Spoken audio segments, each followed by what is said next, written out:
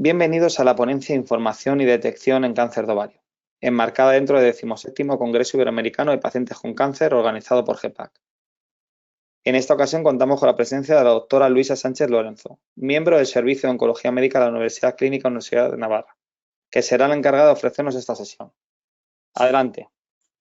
Hola, buenas tardes a todos. Lo primero, agradecer la invitación a este 17º Congreso Iberoamericano de Pacientes con Cáncer, ya que es todo un privilegio poder compartir con vosotros un poquito de esta información que espero que sea de vuestro interés.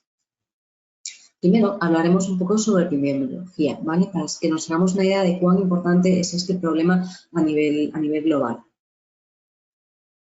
Como podéis ver en este mapa mundi, hay diferentes incidencias a nivel global, siendo mayor la incidencia tanto en Norteamérica como en Europa, como también países de Europa del Este, como podéis ver. Y dentro de Centroamérica y Sudamérica vemos que tanto Colombia, Argentina como Uruguay tienen unas incidencias también bastante elevadas.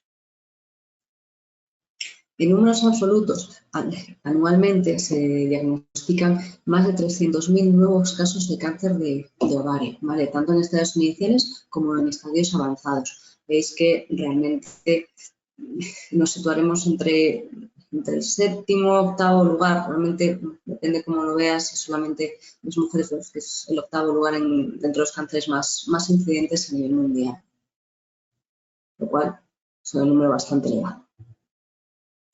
¿Cuál es la mediana de edad de diagnóstico? La verdad, la mediana edad de diagnóstico se sitúa entre los 60 y 65 años. Como podéis ver en esta gráfica, también tenemos en el rango de 55 a 64 es el pico, por eso es la mediana de edad de diagnóstico, pero también hay unos números muy elevados entre mayores de 65 años, pero no debemos olvidar que también en menores de 55 años la incidencia no deja de ser desdeñable. Veis que entre 45 a 54, un 16%, 35 a 44, un 6,6%, e incluso menos de 35 años también vemos algunos pacientes. ¿En qué estadios se diagnostican estos tumores? Vale. Desafortunadamente, a día de hoy, todavía la mayoría de los casos, más de un 50%, se diagnostican con enfermedad metastásica, ¿vale? Localizada a nivel del ovario, un 16%, con diseminación a nivel ganglionar regional, un 21%, y hay un 5% que lo desconocemos, porque no tenemos datos a día de hoy. Pero lo que más nos frustra a todos, tanto a vosotros como a nosotros, es que ese 57% se sigan diagnosticando en un contexto de enfermedad avanzada metastásica. Lo que os decía antes, ese 75% entre localmente avanzada y metastásica, ¿vale? Entre estadios 3 y estadios 4, son los estadios con los que más frecuencia vemos que se diagnostican nuestros pacientes. ¿Por qué nos preocupa tanto esto? ¿Por qué para nosotros es un tema muy importante? Porque esto tiene una importancia capital en la supervivencia incluso a 5 años. Veis que en los estadios avanzados la supervivencia es mucho peor respecto a aquellos pacientes que se diagnostican en estadios iniciales, ¿vale? Pero bueno, también es verdad que con la incorporación de nuevos fármacos a nuestro arsenal terapéutico se están abriendo nuevas oportunidades y nuevas estadísticas tendrán que acabar apareciendo, ¿vale? Esta publicación es en el año 2019 y desde 2019 hasta ahora las cosas han ido cambiando un poquito a lo mejor, ¿vale? Lo que veíamos, la incidencia en números absolutos a lo largo de estos años parece que va disminuyendo, ¿vale? Así como la mortalidad. ¿Por qué? Porque también tenemos un mejor arsenal terapéutico, nuestros cirujanos cada vez son mejores, están mejor entrenados y si ya lo hacían bien antes, imaginaos ahora que tenemos más opciones de diagnóstico más exacto, ¿no? Y la incidencia también yo creo que está bajando realmente porque estamos viendo que se están haciendo unos mejores diagnósticos histológicos, ¿vale? Sabemos mejor ante lo que estamos delante. No hay una mezcla como podía haber antes de algunos tumores de endometrio que se incluyan dentro de los de ovario, bueno, por diferentes motivos, pero la realidad es que parece que la incidencia baja. Uno de los grandes hándicaps que tenemos respecto a otras patologías, como puede ser el cáncer de mama, es que a pesar de que se han hecho diferentes tipos de abordaje, va a hacer como un screening como el de mama. En el de mama tienes tu mamografía y tus ecografías de mama de manera periódica, ¿vale? Pero en el cáncer de ovario, a pesar de estos diferentes tipos de abordaje que hemos hecho hasta la fecha, no hemos conseguido hacer un screening que sea eficiente, ¿vale? Es decir, no hemos conseguido tener un método de detección precoz que nos permita detectar los tumores en un estadio tan inicial que consigamos salvar muchas vidas, que es el objetivo que tenemos con los programas de screening. Hay una salvedad, ¿vale? Esta salvedad son los pacientes de alto riesgo, es decir, pacientes que, por ejemplo, son portadoras de mutaciones patogénicas en algunos genes que están relacionados con un mayor riesgo de desarrollo de cáncer de ovario, ¿vale? Entonces, realmente, y tampoco os creáis que nos adelantamos tanto al diagnóstico. También es verdad que estas pacientes siguen unos procesos de monitorización muy estrictos y probablemente eso sea lo que sea más eficaz a la hora de detectar los tumores en estadios iniciales, pero se han inventado diferentes combinaciones. Por ejemplo, revisiones ginecológicas con ecografía tensogenal más un CA125, que es un marcador tumoral que se pide en sangre, que al final es una proteína que se suele elevar cuando hay un cáncer de ovario de un subtipo muy concreto, ¿vale? Por otros subtipos no solamente será el 125, sino también otros marcadores tumorales como el 19, pero bueno, eso ya lo explicaré un poquito más adelante, ¿vale? Pero el mensaje un poco es que desafortunadamente todavía a día de hoy no tenemos un programa de screening que nos permita hacer esa detección precoz como podría ser los programas de screening de cervix o los programas de screening de mama, ¿vale? Todavía no, puede que algún día lo tengamos disponible. ¿Vale? Hablando ya de etiología y factores de riesgo, es muy importante saber que los tumores de ovario no son todos iguales, ¿vale? Tenemos principalmente dos grandes grupos, son los epiteliales y los no epiteliales. La mayoría, más del 90% de los tumores de ovario son epiteliales, que pueden formar parte de cualquiera de estos que veis a la derecha, mientras que los no epiteliales son muy infrecuentes, yo diría que menos de un 10% de todos los tumores, y son los tumores de los cordones sexuales y tumores germinales, ¿vale? Suelen afectar mucho más a pacientes jóvenes. Verlo en pacientes más añosos, la verdad, es una rareza, ¿vale? No pretendo que sepáis todo lo que pone aquí, ni que tengáis que distinguir entre cada uno de ellos, pero quiero que sepáis realmente el concepto de que cuando hablamos de cáncer de ovario, tenemos que ese cáncer de ovario buscarle un apellido, porque en función de ese apellido que tenga, si es epitelial, seroso, epitelial endometrioide, eso también tiene implicaciones también terapéuticas, pronósticas, y es muy importante conocer todas estas características intrínsecas que tienen cada uno de ellos, de las que hablaremos también un poquito más a continuación, ¿vale? Lo comentaba, dentro de los más frecuentes, esos tumores epiteliales son un 90%, ¿vale? La mayoría de ellos son carcinomas serosos, en concreto serosos de alto grado, que suponen casi un 70, entre 2/3 y un 70% de todos los tumores epiteliales, bueno, todos los tumores de ovario, no epiteliales, son mayormente, ¿vale? Pero también hay endometrioides, células claras, mucinosos, tumores malignos, tumores mixtos. ¿Por qué os hablo sobre esto? Como os decía antes, tiene implicaciones pronósticas e implicaciones terapéuticas. Y también tenemos que saber de dónde viene cada uno de ellos. ¿Vale? Porque lo lógico dices, bueno, estamos hablando de cáncer de ovario, todos vienen del ovario, ¿no? Pues no todos los tumores de ovario tienen su origen en el ovario, sino que la mayoría de ellos, de hecho, tienen su origen en las trompas de falopio, ¿vale? Son esas pequeñas conexiones que existe entre el útero y los ovarios y que permiten el viaje que presenta el ovocito desde el ovario hasta el útero. En caso de que haya un embarazo, pues obviamente para permitir la implantación ahí, pero en caso de que no haya, pues simplemente es el viaje el camino que sigue hasta llegar al útero, ¿no? Entonces, lo que os decía, en función de dónde esté el origen del tumor, pues puede ser diferente, ¿vale? Por ejemplo, las trompas de falopio, la superficie ovárica o el endometrio son los orígenes más frecuentes. Porque lo vemos, por ejemplo, los que tienen su origen en la superficie del ovario, ¿vale? O en las trompas de falopio, son en su mayoría serosos de alto grado y serosos de bajo grado. La mayoría serosos de alto grado. Los serosos de bajo grado son mucho más infrecuentes y suelen afectar más a pacientes más jóvenes, aunque de manera anecdótica se pueden ver en pacientes más añosos. ¿Vale? Pero sobre todo, ¿os acordáis que antes os dije que un 70% de los tumores epiteliales eran serosos de alto grado? Pues ahí veis que la mayoría tienen su origen en la superficie ovárica o en las trompas de Fallopian. En cambio, por ejemplo, cuando tenemos un tumor endometrioide o de célula clara, esos pueden tener su origen en focos de endometriosis. ¿Vale? Por eso, los pacientes que tienen diagnóstico de endometriosis, las revisiones ginecológicas, los secundarios de ginecología son muy minuciosos en cuanto a ello. Y luego hay un tumor, un tipo de tumores que es el carcinoma muciloso, en el que realmente no conocemos la célula de origen. Es algo que todavía no tenemos demasiado claro. De hecho, cuando diagnosticamos a un paciente con tumor muciloso, siempre nos vemos obligados también a hacer gastroscopia y colonoscopia, ¿vale?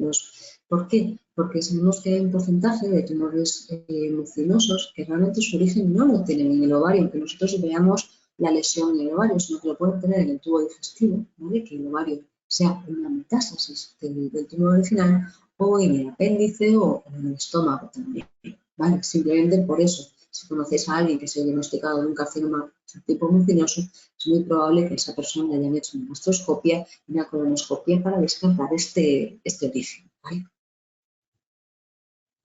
Y ya no solo es importante el subtipo, como os contaba antes, sino a día de hoy ya tenemos una visión de no solamente anatomopatológica, no solamente lo que nos dice el patólogo, que es fundamental, sino que ya podemos aportar un poquito más de información. Esta información nos la aporta lo que son las alteraciones moleculares. Nosotros le damos a la consulta un poco los apellidos del tumor, ¿vale? Podemos tener un tumor epitelial de ovario, es alto grado, es como decir, ese es su nombre, pero en cada uno de ellos vemos sus apellidos. Sus apellidos son las mutaciones que llevan asociadas. ¿Por qué son muy importantes?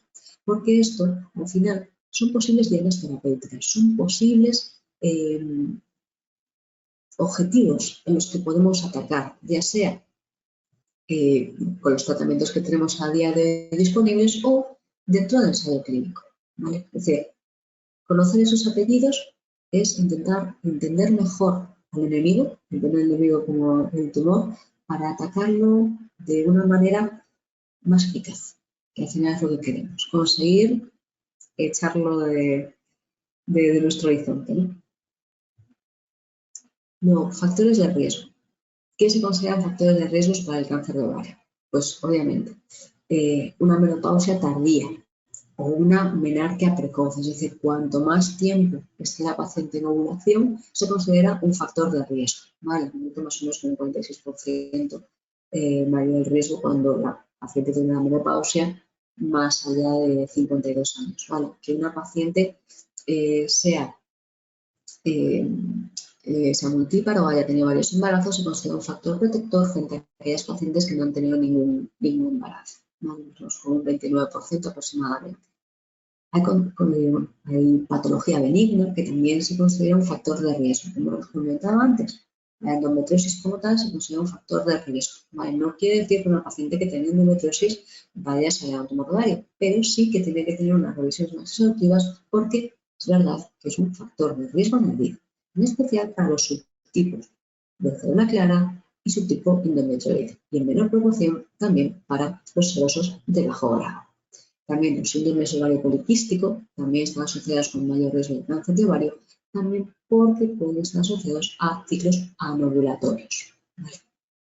Dentro de ciertas mutaciones de tipo hereditario tenemos también las mutaciones en BRCA, ¿vale? Que son un total más o menos como entre el 15 y el 20% de todos los tumores de ovario diagnosticados que están asociados a una mutación patogénica en BRCA1 o BRCA2. La media de edad del diagnóstico es de 50 años. No solo estamos pensando que los pacientes que se diagnostican a una edad muy precoz, ¿vale? Con 40 o 30 y muchos, pueden tener una mutación patogénica, sino que luego ya veremos qué proporción de pacientes se diagnostican a una edad más avanzada, ¿vale? Yo lo que digo siempre, ser portador de una mutación patogénica no quiere decir que vayamos a desarrollar un cáncer, sino que tenemos más probabilidad que la población general para ello, ¿vale? En BRCA1 vemos realmente que el riesgo es un 35 y un 45%, en BRCA2 entre un 15 y un 25%. ¿Es muy elevado? Sí. ¿No se va a la población general? Sí, por eso también recomendamos la sarcomorfectomía una vez la paciente ha cumplido sus deseos genéticos, es decir, que tenía la familia que quería tener. Por ejemplo, para BRCA1 la recomendación, porque sabemos que es cuando empieza a aumentar el riesgo, es a partir de los 40 años, mientras que para BRCA2 es a partir de los 45 años. ¿Vale? Pero siempre se respeta la voluntad de la paciente. Si quiere esperar porque no ha cumplido sus deseos genéticos, se espera. ¿Vale? También es verdad que los pacientes con mutaciones patogénicas tienen mejor pronóstico que aquellas que no tienen mutación patogénica. ¿Vale? Parece que son más sensibles los tratamientos a aquellas pacientes que tienen mutación patogénica. Pero voy a explicar un poquito más adelante por qué se podría justificar esto. ¿Vale? Pero no todas las mutaciones hereditarias son BRCA, sino que también hay otras que aumentan el riesgo. ¿Vale? Como por ejemplo el síndrome de Lynch, que supone el 1% de todos los casos. Supone un aumento del riesgo entre un 3 y un 4%, un 3 y un 14% respecto a la población general. ¿Cuáles se consideran los factores protectores contra el cáncer de ovario a día de los anticonceptivos hormonales orales? ¿Vale? Reduce el riesgo, más o menos con un 27%. Su efecto protector aumenta con la radiación y persiste a pesar de la suspensión del mismo. ¿Vale? Que se liguen las trompas, ¿vale? Parece que eso protege, ¿vale? Y sobre todo en aquellos tumores que tienen una histología no serosa, lo que os dije que a lo mejor muchos de ellos procedían de focos de endometriosis. Al final, el foco de endometriosis es como que retrógradamente el útero, el endometrio que se descama, puede viajar esas células que están en el endometrio a través de las trompas hacia el ovario o hacia el peritoneo. Entonces, al hacer la ligadura de trompas, vemos que ese riesgo no va a estar ahí. Esas células que se descaman no van a ir hacia atrás, no van a ir atrás de las trompas hasta llegar al ovario. ¿Vale? También la histerectomía, sigmoidectomía, quitar el útero, también disminuye el riesgo de cáncer de ovario. ¿Vale? Y luego también quitar las trompas, ¿vale? También disminuye el riesgo de cáncer de ovario hasta un 95%, lo que os decía, sobre todo estos que vienen de la trompa tienen histología sobre alto grado, que es la más frecuente, ¿vale? Y luego queda de manera residual entre un 1 y un 4% de riesgo de un carcinoma peritoneal primario. Esto es un porcentaje muy bajito, ¿vale? Este tipo de cirugía, incluso en leyes americanas, está planteando como posibilidad en algunos pacientes jóvenes para preservar ovarios, simplemente quitar las trompas. Pero bueno, todavía falta evidencia para hacer eso. Todavía lo que está demostrado a día de hoy es quitar ovarios y trompas, ¿vale? Pero, en fin, esto se plantea también dentro de las guías como una posibilidad que se deja abierta, pero no tenemos todos los estudios que tenemos para cáncer como tenemos para quitar ovarios y trompas, ¿vale? Las dos cosas, no solamente la trompa, ¿vale? Y dar lactancia materna. Este metaanálisis, que se publicó, os pongo aquí, demostró que hay una disminución de un 30% del riesgo de cáncer de ovario cuando se compara con aquellas mujeres que no dieron lactancia materna en ningún momento a lo largo de su vida, ¿no? El beneficio también depende de la duración de la lactancia. Luego entramos en la parte de mutaciones hereditarias, ¿vale? Las mutaciones hereditarias son mutaciones de ciertos genes que forman parte de nosotros, ¿vale? Que pueden suponer un aumento de riesgo de desarrollo de algún tipo de tumores, ¿vale? La mayoría de estas mutaciones se transmiten con un patrón de herencia autosómica dominante. ¿Esto qué quiere decir? Que si alguno de nuestros progenitores es portador de esta mutación, nosotros tendremos una probabilidad de un 50% de también ser portadores. Por ejemplo, si mi madre es portadora de una mutación en BRCA, tanto mi hermano como yo tendremos una probabilidad de un 50% de poder también ser portadores. No, yo por ser mujer tengo más probabilidad que mi hermano, para nada, ¿vale? Eso es independientemente del sexo, vas a tener esa probabilidad del 50%. ¿Qué pasa? Por ejemplo, los tumores asociados al BRCA, obviamente las más afectadas son las mujeres, porque lo que más se desarrolla son cánceres de mama y cánceres de ovario, ¿vale? Pero tanto mujeres como varones tienen el mismo riesgo si alguno de sus progenitores es portador, ¿vale? La mayoría de esas mutaciones van asociadas a unos genes que se consideran como supresores de tumores, ¿vale? Estas mutaciones suponen una pérdida de la función. Entonces, si tengo un gen que es un supresor de tumor y lo pierdo, por decirlo de alguna manera, digamos que dejo de tener ese beneficio. Entonces, es más fácil que pueda desarrollar un tumor. Pero eso no quiere decir que lo vaya a desarrollar. Es muy importante la idea de portador de una mutación de aumento de riesgo. No quiere decir que a lo largo de la vida se lo vaya a desarrollar. Simplemente que tiene una mayor probabilidad, ¿vale?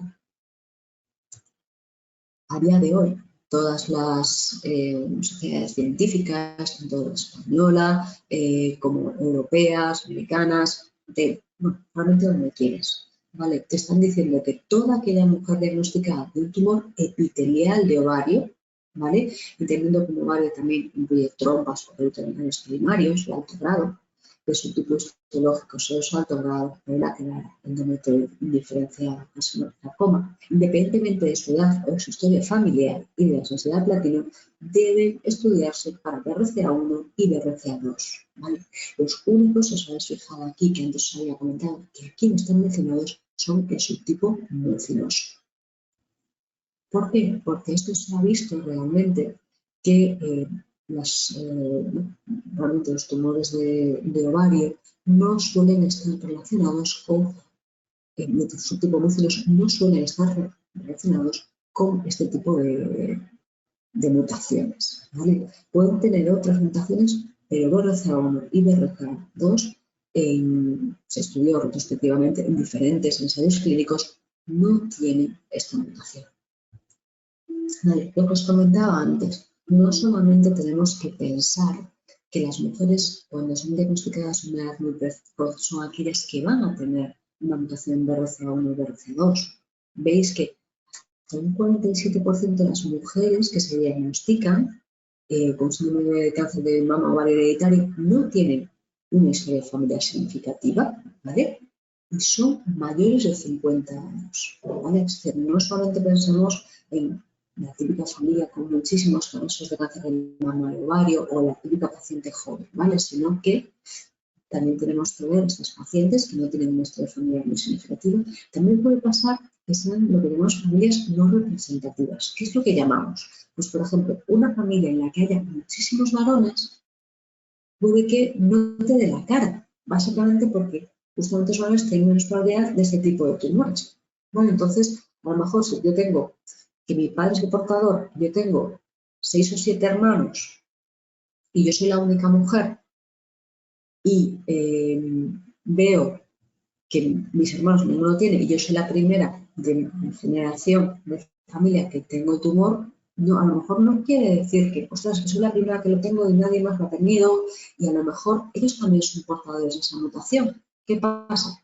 Que yo a esa mujer, pues justamente en este tipo de mutaciones, tengo un mayor riesgo de desarrollar algún tipo de tumores de ese espectro, entiéndase, mama u ovario. Pero los hombres también no olvidemos que tienen mamas y pueden desarrollar cánceres de mama, ¿vale? Luego, ya también que un 71% de las mujeres que tienen una mutación de síndrome de cáncer de mama y ovario hereditario son diagnosticadas con más de 50 años, ¿vale? Vemos que un 32% con más de 60 años, casi un 40% entre 50 y 59 años y un 70% con menos de 50, ¿vale? Pero veis que la mayoría con más de 50 años, ¿vale? Así que hay que prestar atención a esos pacientes también que no tengan esa historia tan significativa y que tengan más de 50 años al diagnóstico. Lo que os decía antes, a día de hoy va a ser muy raro que estos pacientes se nos escapen, porque ya lo estamos estudiando en todas las pacientes.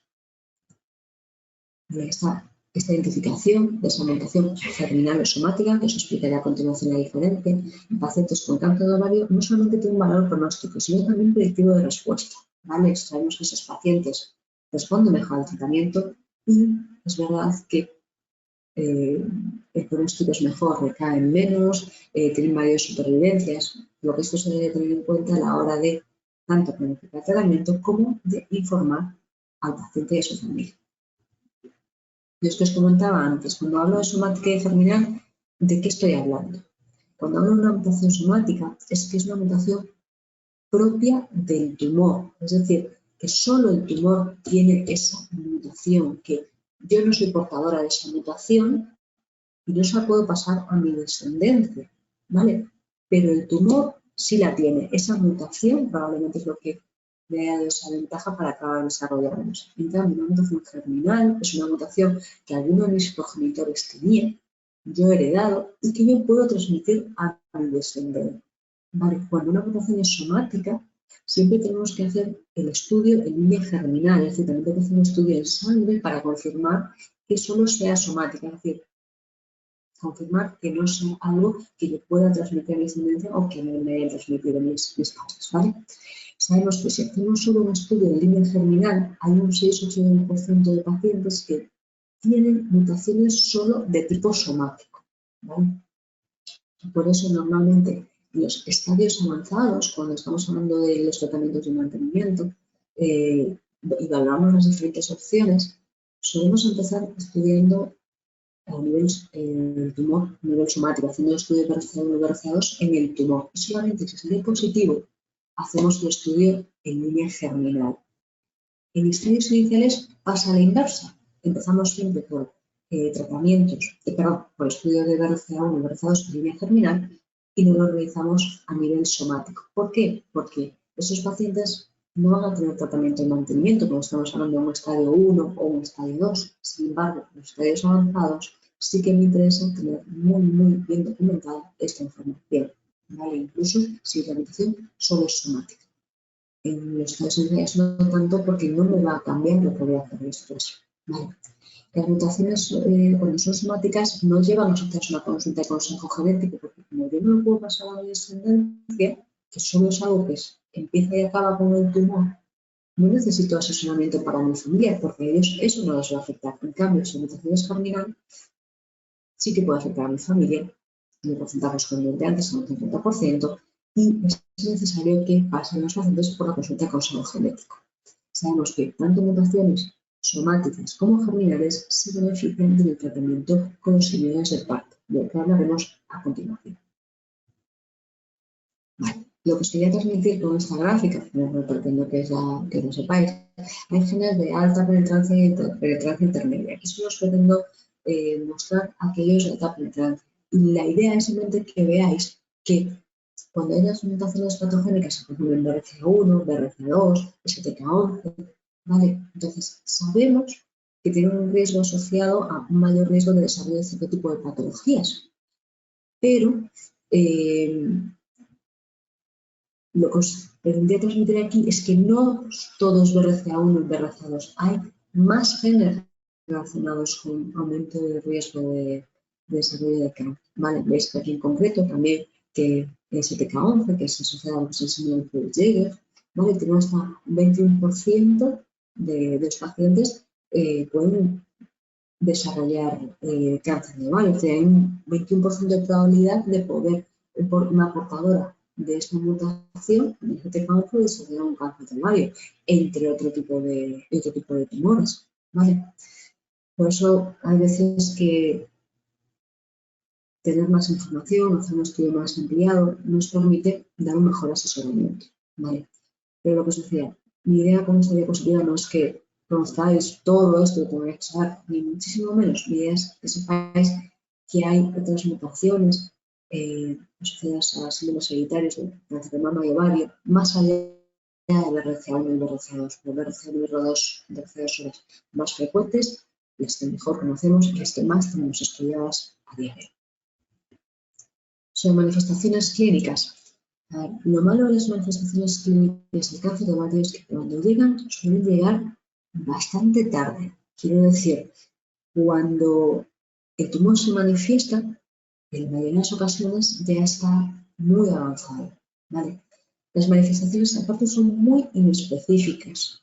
pueden ser pues, molestias abdominales, sensación de saciedad precoz, sensación de estar muy hinchado, muy distendido, aumento de la frecuencia de la mención o de la deposición y a veces dolor pélvico o abdominal muy inespecífico. ¿Cuándo me debo preocupar o cuándo ya es a lo mejor momento de consultar todos estos síntomas en caso de presentarlos? Puede presentarse como todos ellos o solamente como alguno de ellos, ¿vale?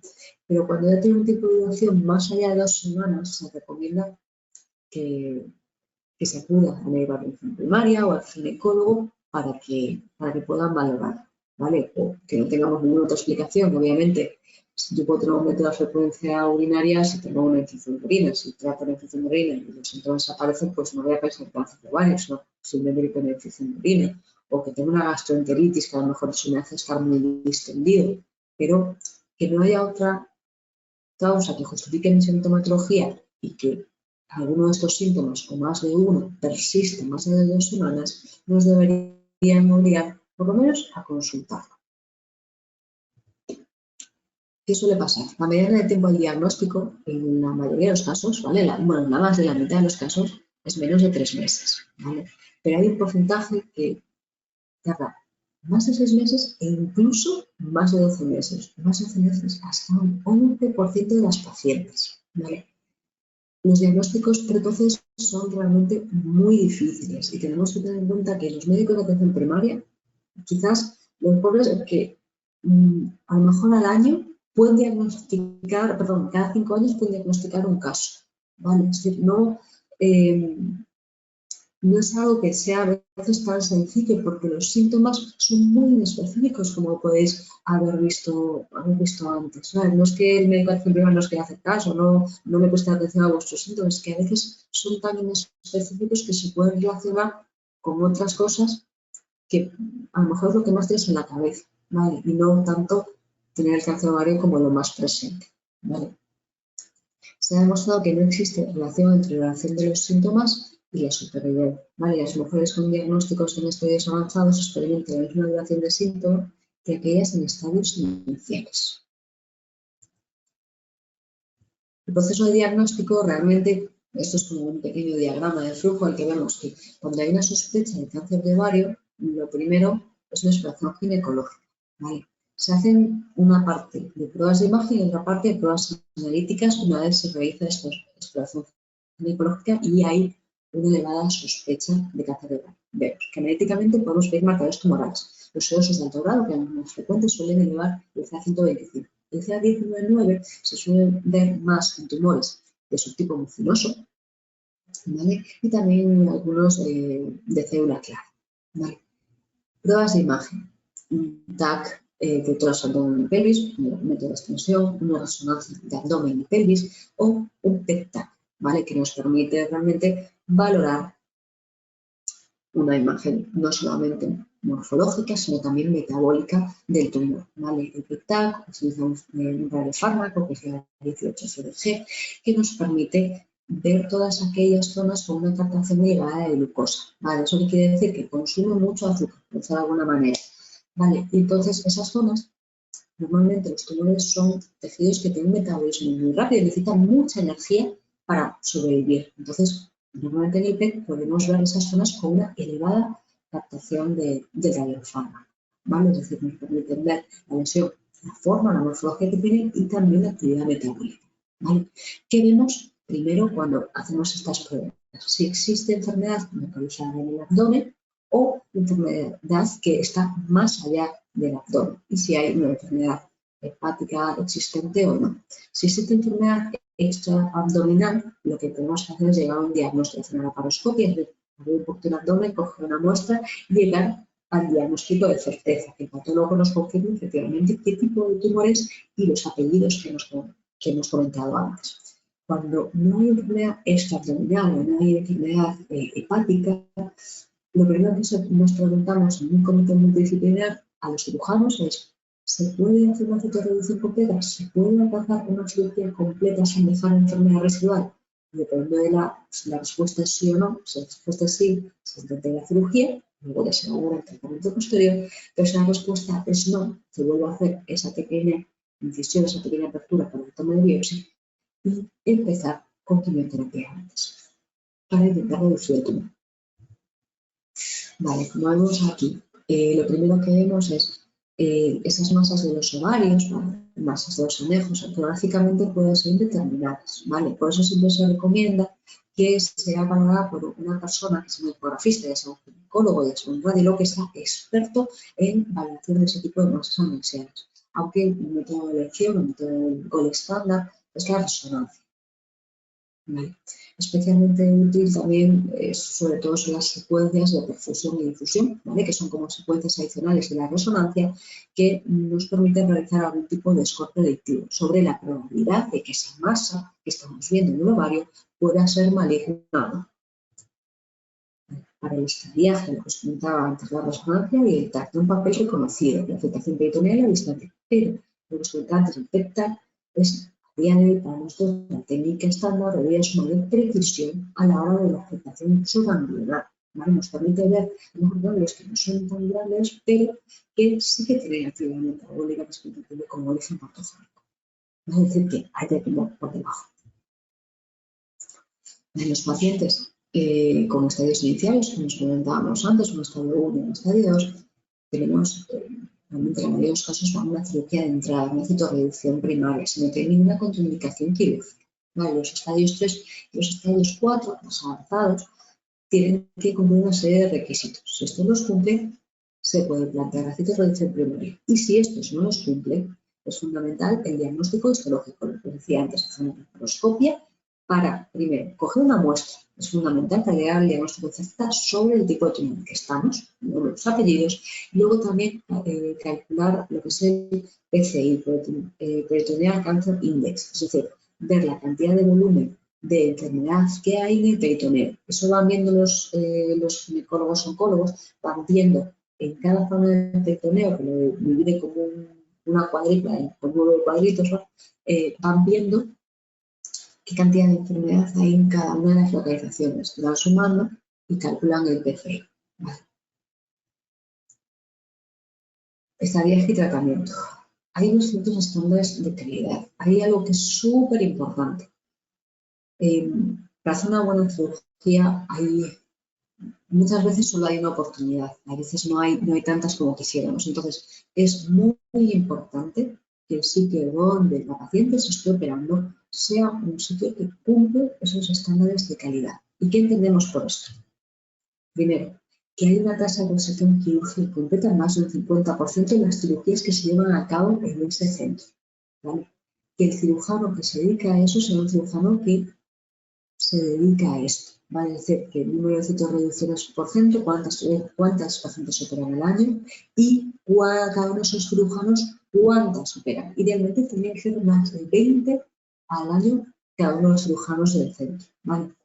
Que las cirugías se llevan a cabo por un ginecólogo-oncólogo, es decir, un ginecólogo que tenga dedicación específica a cáncer ginecológico en más de un 90% de las ocasiones. ¿Vale? Es decir, que el responsable principal, el cirujano principal, sea un ginecólogo especialista en cáncer de ovario. ¿Qué puede pasar? Pues muchas veces puede necesitar ayuda de un cirujano torácico, de un urólogo, gente que le dé soporte, pero que la persona que está guiando la cirugía, el encargado principal, el que sabe mejor el camino que tiene que seguir, sea esa persona que sea especialista real en tumores ginecológicos. ¿Vale? Que el centro participe en ensayos clínicos de ginecología. Eso fuerza a que el departamento esté muy preparado.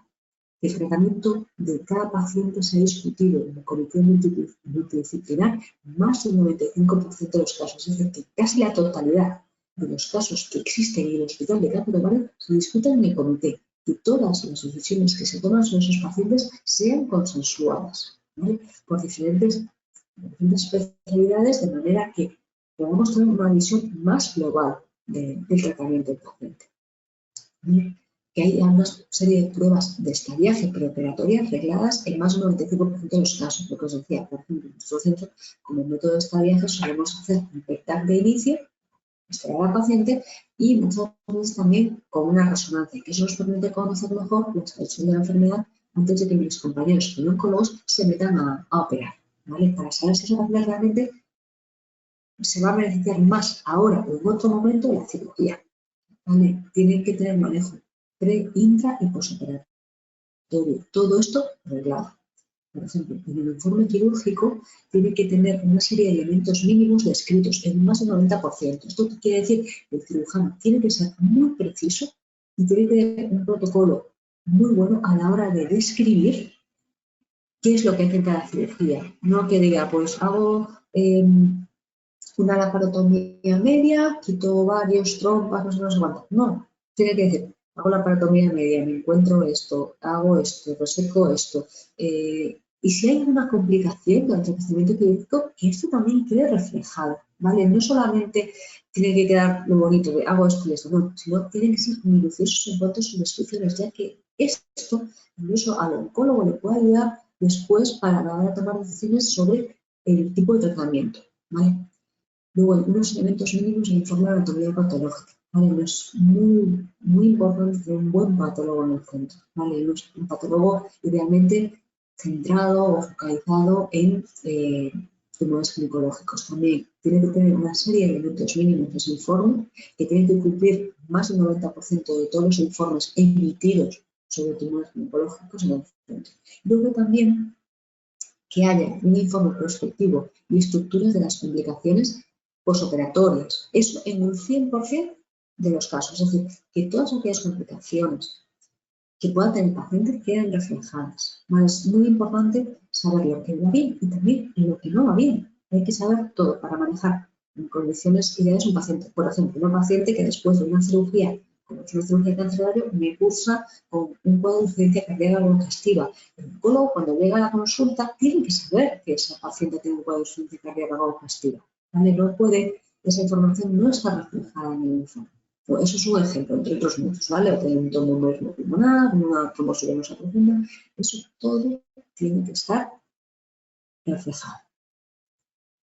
Lo que os hacía, un poco para que os hagáis idea, cáncer ovario, pues voy a escribir que sí o no, y esto es muy importante, estos son las recomendaciones de la Sociedad Europea de Ginecología, que veis que ellos insisten mucho que enviar a una paciente a una unidad multidisciplinar con reuniones de cirugía con una calidad recomendada por la sociedad, que cumple los criterios que antes hemos comentado, ¿vale?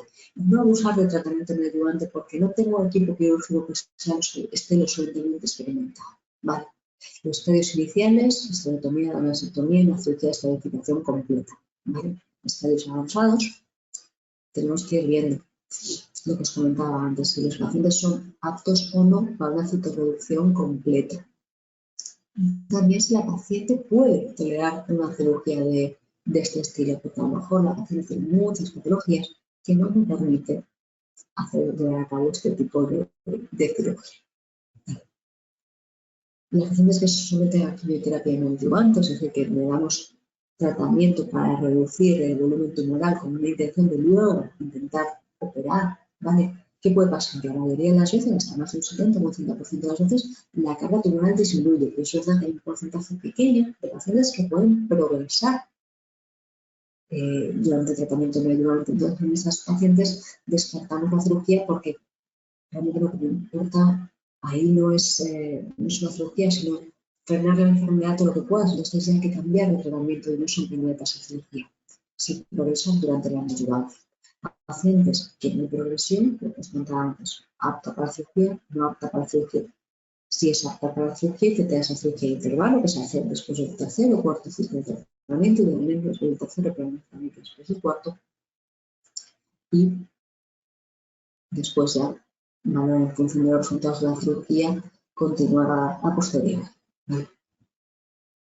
Hay algo que es muy importante porque es algo que ha cambiado en los últimos años, porque normalmente cuando se hace una cirugía de estadificación, quitan ovarios, trompas, ganglios, movimiento, diferentes partes del abdomen que se han demostrado, bueno, todo aquello que realmente en lo que veamos enfermedad, ¿vale? Entonces, este estudio, que es el estudio Lion, es un estudio de fase 3 que se publicó hace un par de años, que lo que vino a demostrar es que en aquellos pacientes con enfermedad totalmente avanzada o avanzada, desde estadios 2B hasta estadios 4, los que se planteaba de reducción completa con un estado general y que tenían ganglios que clínicamente y radiológicamente eran negativos, se randomizaba a hacerse linfadenectomía o a no hacer linfadenectomía. Y queríamos ver si aquellos pacientes los que no tenían ganglios que fueran voluminosos, ¿vale? Porque si eran voluminosos y ya veías que eran o patológicos en las pruebas de imagen, como decían, el PET que capta, ahí ya esos pacientes ya no entraban en el ensayo y directamente a esos pacientes había que hacerle linfadenectomía. Pero en cambio, aquellos pacientes que no captaban las pruebas de imagen porque no estaban aumentados de tamaño, ¿vale? Se randomizaban a hacer linfadenectomía o no hacerla. ¿Esto por qué se valoró como una opción? Porque querían ver si se podía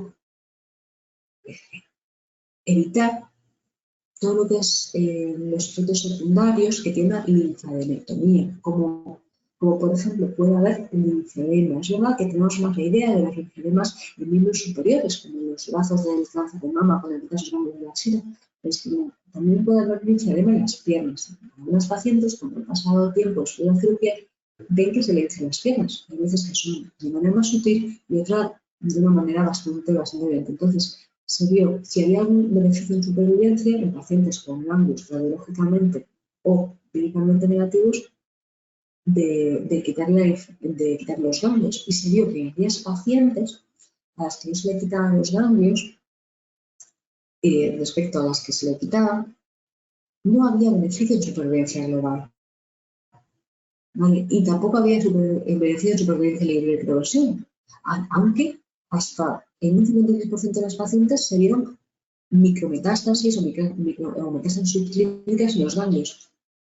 A pesar de esto, no hubo beneficio de hacer la linfadenectomía. Entonces, a día de hoy, se sabe que las pacientes que no tienen ganglios aumentados de tamaño en las pruebas de imagen o que también radiológicamente son negativos, con un PET, por ejemplo, negativo, no es necesario realizar la linfadenectomía. En cambio, siempre que sean radiológicamente o clínicamente aumentados de tamaño, sí que se tiene que plantear. Luego un tema muy controvertido, que es la aplicación del HIPEC, ¿vale? Que es la quimioterapia intraperitoneal hipertérmica para el cáncer de ovario. Hay un estudio que se publicó, es verdad, que es en India, que es una revista muy importante en medicina, que vio que, bueno, que podía haber un beneficio en cuanto a supervivencia libre de progresión en estos pacientes de hasta 3,5 meses cuando eran sometidas a este tipo de procedimiento. ¿Qué pasa? Este ensayo tiene muchos sesgos, hay muchos errores metodológicos. Primero, eran muy poquitas pacientes, ¿vale? Eran pacientes con estadios 3 y estamos generalizando a todas las pacientes algo que se ha hecho en muy pocas pacientes y en un subgrupo muy concreto, ¿vale? Eso, punto 1. Punto 2. No se estratificaron según los factores pronósticos, lo que os dije. No sabemos cuántas eran de RCA. No sabemos si eran 2 estadios 3A o 2 estadios 3C de la FIGO. No sabemos qué tipo histológico eran, ¿vale? Es decir, no sé si eran SOS de alto grado, célula clara o endometrioide, ¿vale? Y eso importa, como os dije antes, ¿vale? Y tampoco la respuesta que habían tenido a tratamiento previo. Sean pacientes con muy buenas respuestas, con respuestas muy pobres, aquellas que se habían sometido a tratamiento neoadyuvante, y aparte había heterogeneidad entre los resultados de los centros, ¿vale? Es decir, aquellos centros que tenían mayor volumen, mayor experiencia, se vio que el beneficio del HIPEC era menor. En cambio, aquellos centros pequeñitos que no estaban tan especializados, el HIPEC aportaba, ¿vale?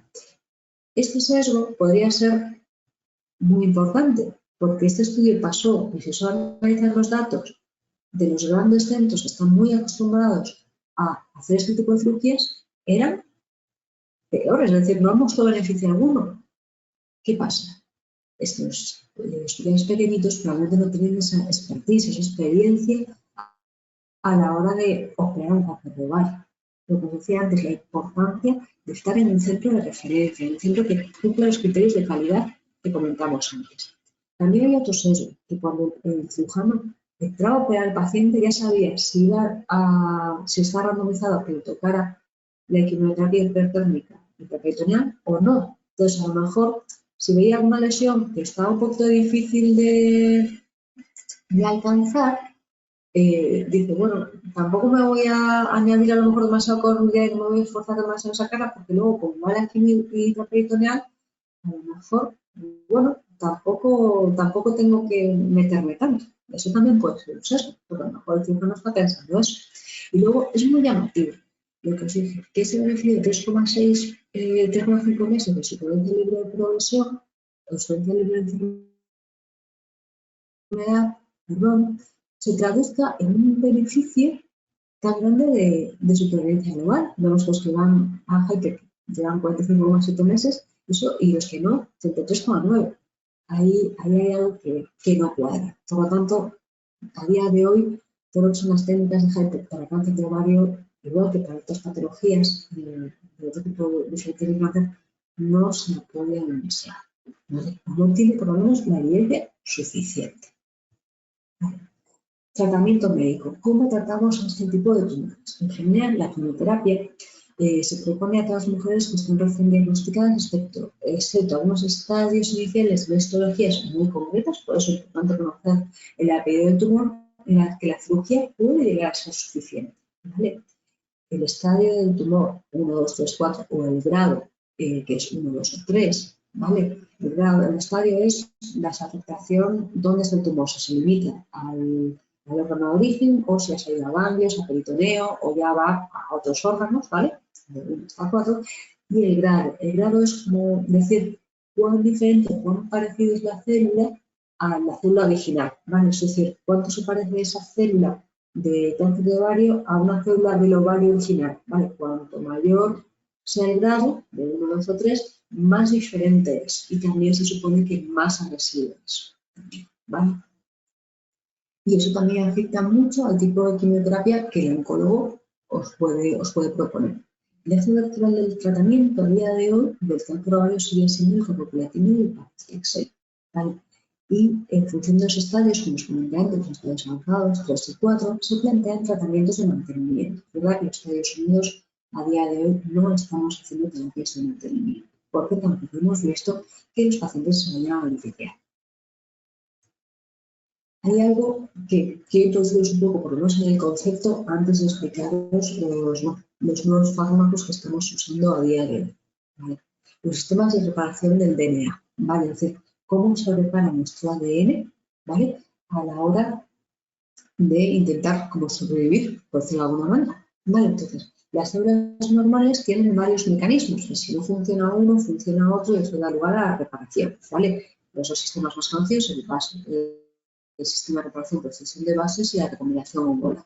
Los pacientes que tienen, por ejemplo, una mutación de RCA, sistema de recombinación homóloga, cuyo actor principal, por decirlo de alguna manera, es la RCA, dependerá mucho más del sistema de reparación por extensión de bases. Y cuando yo estoy tratando con un virus de PARP, voy a estar actuando también sobre ese sistema de reparación por extensión de bases. Entonces, ya uno de los métodos de reparación del DNA lo estoy bloqueando. Cuando tenemos una paciente con una mutación de RCA y también estoy dando mi PARP, esas células se vuelven locas y no saben cómo repararse, ¿no? Y eso las aboca a la muerte, ¿vale? Un poco el concepto es como si yo tengo un muy buen mecánico, ¿vale? Yo tengo dos muy buenos mecánicos para mi coche, por decirlo de alguna manera. Si yo mi coche lo llevo cuando los dos están, me van a dejar impecable enseguida. En cambio, si uno de esos mecánicos no está, porque ese día pues, tiene una gripe, pues no viene al trabajo ese día, pues voy a depender mucho más de uno, que a lo mejor es más experto en mecánica y menos en chapa, entonces se va a preocupar más de una de las partes que de la otra, y eso puede hacer que mi coche esté más o menos bien, pero no esté perfecto, ¿vale? Entonces, y cuando ya faltan los dos, pues ya no me fío de lo que pueda ser ese taller, ¿vale? No sé si espero que más o menos se entienda. ¿Qué pasa? Estos sistemas de reparación, que lo que llamamos el HRD, ¿vale? El sistema de recombinación, no solamente tienen un solo actor, ¿vale? Estos sistemas de recombinación homóloga tienen muchos actores, que es lo que pretendo representar en esta gráfica, que no solamente podemos decir, es que solamente veo BRCA1 y BRCA2, no, es insuficiente para ver si el HRD es positivo o negativo. ¿Por qué? Porque como podéis ver aquí, si tengo una mutación RIP también probablemente tenga un HRD alto, un RAF50, un RAF51, un CHEK2, es decir, hay muchas cosas a día de hoy que me falta, que no sé y que me permitiría quizás en un futuro atacar mejor o saber mejor cuál es el beneficio de ciertos fármacos, ¿vale? Y no solamente hay mutaciones en genes, sino hay otra cosa que tenemos mutaciones epigenéticas, que es como la maduración en las proteínas que van a esos genes, sino que a veces que no veo mutaciones en genes, sino que esa alteración son en las proteínas. Y eso a día de hoy no lo estamos midiendo de la misma manera. Entonces, esto también, esas alteraciones epigenéticas pueden dar lugar a inactivación en otros lugares de la vía, a este sistema de reparación por recomendación homóloga. Esto que quiero decir, más o menos, es para el concepto de que hay muchos actores todavía en el sistema de reparación que os contaba antes, como por ejemplo el taller, que todavía desconocemos, ¿vale? Y que nos queda mucho para aprender para poder atacar al tumor de una manera más eficiente, ¿vale? Esto simplemente es un timeline, una línea temporal que nos permite ver cómo hemos avanzado en la última década, ¿vale? Cómo se han ido posicionando las terapias de mantenimiento con los inhibidores de PARP, con los inhibidores de esa vía de reparación del DNA que intenta volver loca a la célula y abocarla a que se muera, ¿vale? Han ido apareciendo a lo largo de esta última década. Unos últimos grandes hitos había pasado en 2011 con toda la publicación de los antiangiogénicos como terapia de mantenimiento, ¿vale? Y desde aquel momento han ido empezando a aparecer estudios y evidencia a favor del uso del IPAR. Es decir, que esta última década y sobre todo estos últimos años no han dejado de estar cerrados de buenas noticias para los pacientes con cáncer de ovario. Y con diferentes fármacos, veis aquí que hay diferentes alternativas y en diferentes posicionamientos, ¿vale? Esta gráfica, no, que no os vuelva a locos, ¿vale? Simplemente quiero representar que en los últimos años se han ido presentando diferentes estudios con diferentes inhibidores de PARP, el PAOLA1 que combinaba también el inhibidor de PARP con el antiangiogénico para pacientes que no, aunque eran todas con tumores epiteliales de ovario, ¿vale? Solo una diferencia es que era solamente para pacientes mutadas, en BRCA del primer era solamente para pacientes asiáticas, pero todos eran pacientes con tumores estadios 3 y estadios 4, ¿vale? Es verdad que las poblaciones eran diferentes entre sí, es decir, que los resultados de cada uno de estos ensayos no son comparables entre sí, ¿vale? Lo que quiero que tengáis muy claro es que no podemos comparar los estudios los resultados del PRIMA con el PAOLA, porque es que no son de la misma población, no son exactamente iguales. Entonces, hay gente que extrapola y dice, no, es que mira, va mejor con este esquema que con el otro. No, pero es que tienes que ver que no es la misma población, ¿vale? Eso es muy importante, no solamente fijarnos en el número absoluto, sino también saber qué tipo de pacientes incluían, qué características tenían, ¿vale? A la hora de ver los resultados, ¿vale? También, por ejemplo, cada uno de estos, bueno, ahí ya vemos que usan en común el cálculo que los estratificados pacientes según el HRD, ¿vale? Y si el HRD positivo o negativo, no se va estratificando a un tratamiento o a otro también. Para eso toca hacer luego el análisis de subgrupos, ¿vale? Pero no todos usaron la misma técnica para el cálculo del HRD. Otro motivo más de que los resultados no son comparables. ¿Cuál es la técnica mejor? Pues a día de hoy no lo sabemos, ¿vale? Se están usando diferentes tests y también desde la academia, es decir, desde diferentes universidades, hospitales, se están intentando desarrollar unas plataformas para intentar calcularlo, ¿vale? Y que eso pueda estar más asequible a nuestros pacientes y no solamente depender de un test policial, ¿vale? Como es lo que tenemos a día de hoy, ¿vale? Pero bueno, agradecemos por lo que es disponible y por tener esa información a la hora de decidir el tratamiento de nuestros pacientes.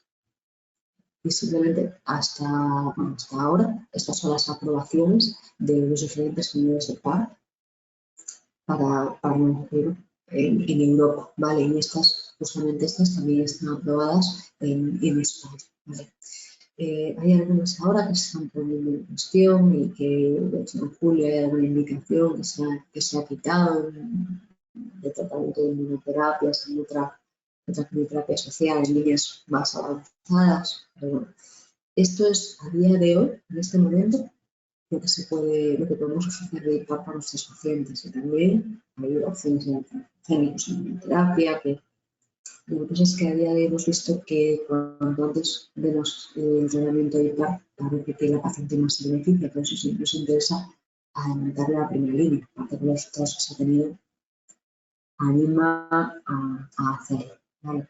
A día de hoy está en proceso de investigación todo lo que es la integración, aparte de no solo IPAR, de los antiangiogénicos, sino también de la inmunoterapia. De esos resultados todavía están pendientes de publicación. Esperemos tener algunos datos el año que viene y vamos a ver si realmente la inmunoterapia no se incluye o forma parte del arsenal terapéutico del cáncer ovario, como a día de hoy ya las muchas patologías ginecológicas y no ginecológicas ya son una realidad. Esto era una pequeña introducción que espero que os haya sido de utilidad, que de interés, y para cualquier otra cosa quedo a vuestra disposición para cualquier duda o señal que pudierais tener. Muchísimas gracias por su palabra, doctora. Con esto concluye la ponencia de información y detención del cáncer ovario. Agradecemos una vez más a la doctora Sánchez Lorenzo su colaboración, totalmente altruista, y a los asistentes su interés. Muchísimas gracias a todos.